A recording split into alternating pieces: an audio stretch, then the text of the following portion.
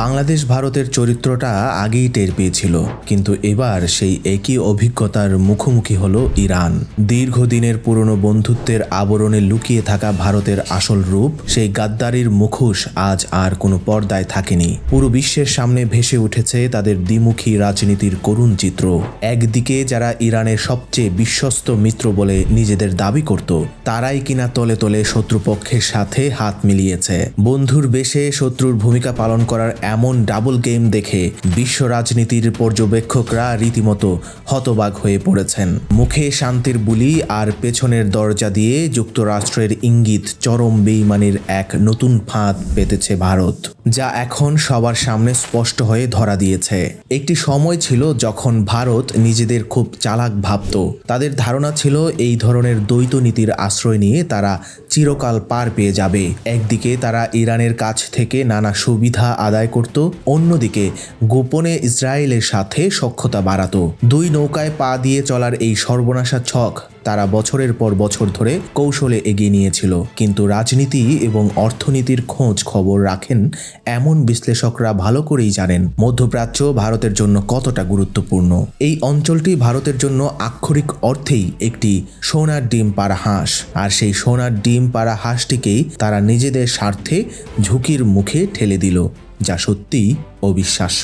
Iran সবসময় ভারতকে নিজেদের ভাইয়ের মতো দেখে এসেছে। বিপদে আপদে তারা সবসময় ভারতের পাশে দাঁড়িয়েছে। বিশেষ করে তেলের বিষয়টি যদি আমরা বিবেচনা করি, তবে দেখব ইরান সবসময় ভারতকে সস্তায় তেল সরবরাহ করে সাহায্য করেছে। ভারতের বিশাল অর্থনীতি সচল রাখার জন্য এই তেলের কোনো বিকল্প নেই। প্রতিদিন হাজার হাজার কারখানা ও গাড়ি চলাচল করে এই তেল দিয়েই, যার 2/3 আসে এই অঞ্চল থেকে। শুধু তেলই নয়, ভারতের প্রায় 1 কোটি মানুষ এই মধ্যপ্রাচ্যে দিন রাত ঘাম ঝরিয়ে কাজ করে।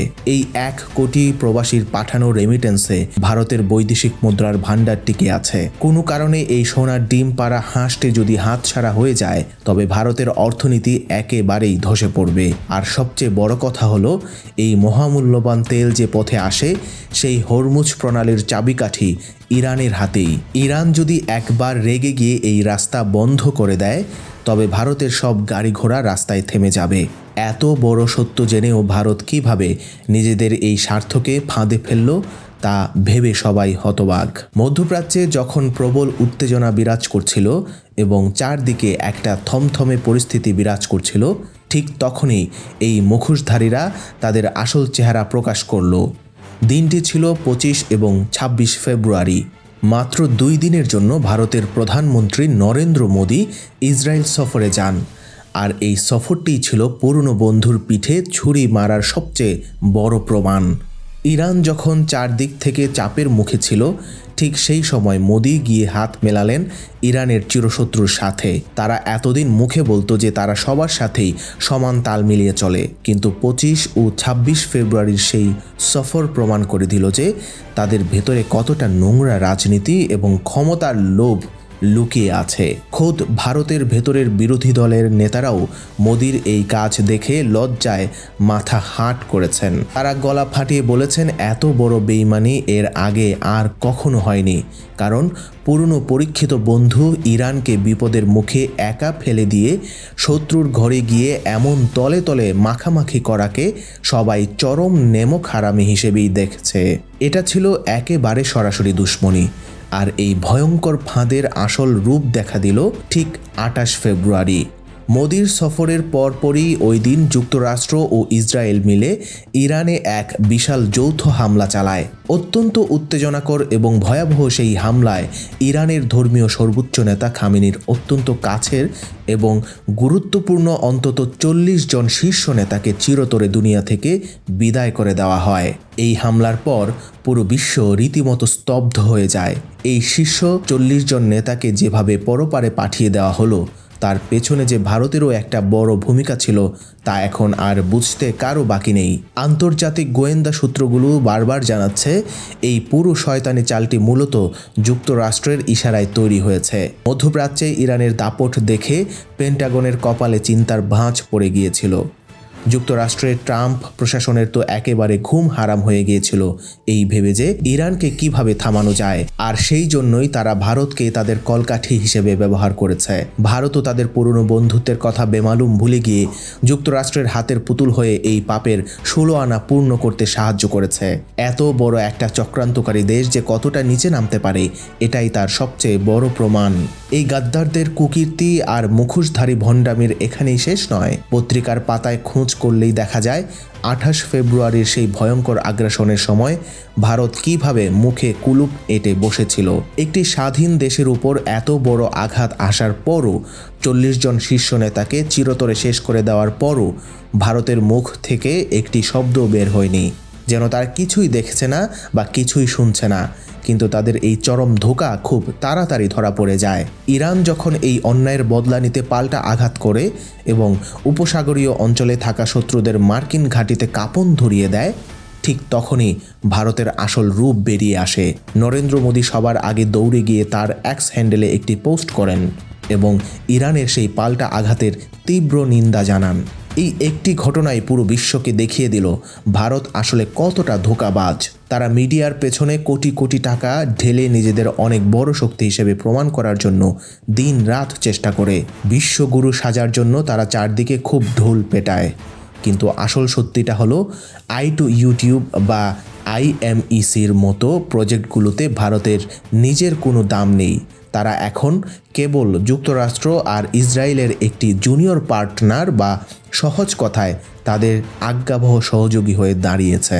এত বড় একটা দেশের এমন দালালি করাটা তাদের জন্য চরম লজ্জার বিষয় ছাড়া আর কিছুই নয়। কিন্তু ইরানও কোনো দুর্বল দেশ নয়। সামরিক বিশেষজ্ঞরা খুব স্পষ্ট ভাষায় জানিয়েছেন, ভারতের এই বিষাক্ত ছোবল ইরান খুব ভালো করেই চিনে ফেলেছে। ভারতের জ্বালানি নিরাপত্তা, মধ্যপ্রাচ্যে থাকা 1 কোটি প্রবাসীর ভবিষ্যৎ এবং ব্যবসা বাণিজ্যের পথ সবই এখন সুতোর উপর ঝুলছে। ইরান এখন খুব ভালো করেই বুঝে গেছে যে ভারত আসলে একটি আস্তিনের সাপ, আর তাই তারা এই কুচক্রী ভারতকে উচিত শিক্ষা দেওয়ার জন্য নতুন ছক কষতে শুরু করেছে। আগামী দিনে ইরান, চীন এবং রাশিয়া মিলে যে নতুন শক্তিশালী বলয় তৈরি করেছে, সেখানে যে ভারতের মতো বেঈমানদের কোনো জায়গা থাকবে না তা একেবারে নিশ্চিত। তাই বলা যেতে পারে ভারতের দিন খুব দ্রুত ফুরিয়ে আসছে। এমনকি চাবাহার বন্দর নিয়ে যে ভারতের বিশাল স্বপ্ন ছিল তা এখন মাটিতে মিশে যাওয়ার অপেক্ষায়, কারণ ইরান এখন এই মুখোশধারী দেশটিকে সব জায়গা থেকে বাদ দেওয়ার জোরালো প্রস্তুতি নিচ্ছে।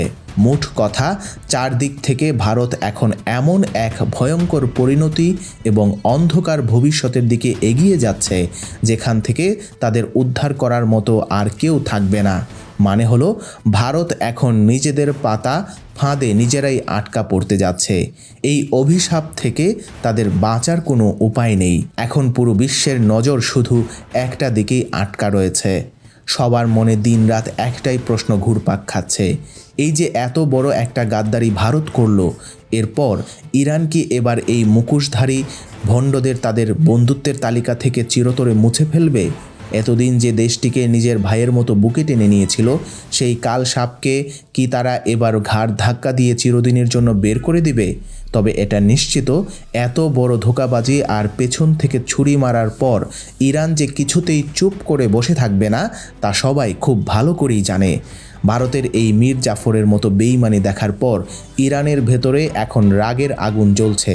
তারা এখন খুব হিসাব করে নিজেদের পা ফেলছে।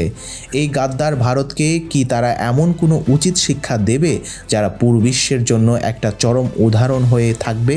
কারণ ভারত শুধু বন্ধুত্বের সুযোগ নিয়ে শয়তানি চাল চেলেই থেমে যায়নি, বরং তাদের বুকে একেবারে বিষাক্ত ছোবল মেরেছে। পরিস্থিতি যেদিকে এগুচ্ছে তাতে খুব শীঘ্রই এই নেমক হারামদের জন্য সময়ের সবচেয়ে বড় জবাব অপেক্ষা করছে। ভারতের কপালে যে এবার কি জুটতে যাচ্ছে তা ভেবেই তাদের ভেতরে অনেকের রাতের ঘুম হারাম হয়ে গেছে। ইরান যদি সত্যিই তাদের তেলের রাস্তা চিরতরে বন্ধ করে দেয়, অথবা ভারতের সেই 1 কোটি প্রবাসীদের ঘাড় ধরে বের করে দেওয়ার ব্যবস্থা করে, তবে ভারতের সেই বড়াই একেবারে মাটিতে মিশে যাবে। নিজেদের পায়ে এত বড় একটা সর্বনাশা ছকে তারা এখন নিজেরাই পুরোপুরি ভেসে গেছে। তাদের এই ডাবল গেম এখন তাদের জন্যই সবচেয়ে বড় কাল হয়ে দাঁড়িয়েছে।